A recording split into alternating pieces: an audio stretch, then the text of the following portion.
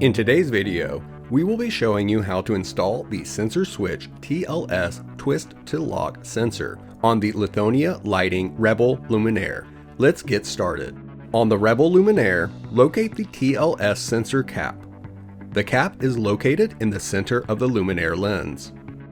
The TLS sensor cap is IP66 rated.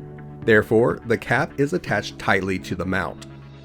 To support removal, the cap has gripping features. To remove the cap, grip your finger firmly around the cap and turn counterclockwise a quarter turn. If you are performing this operation many times, it may be beneficial to wear gloves. Let's remove the TLS sensor cap now and expose the keyed TLS mount. The TLS sensor has features to align the sensor to the mounting as shown in the image. Let's attach the sensor now.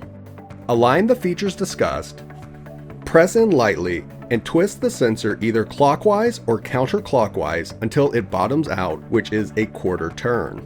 When the fixture is energized, the LED will blink when occupancy is detected. Thank you for joining us.